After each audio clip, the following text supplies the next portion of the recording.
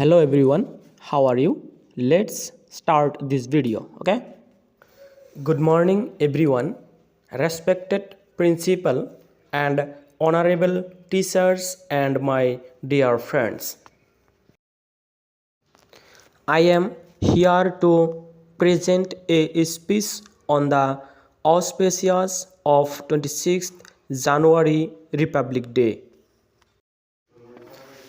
I am glad as I am chosen to present this speech and welcome everyone to this occasion.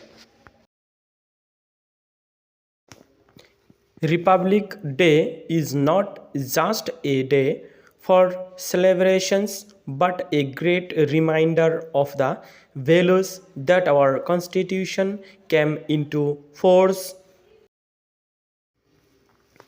empowering every citizen with fundamental rights. It is a day to honor the struggle for independence and to acknowledge the work of our freedom fighters who laid the foundation for our democratic system.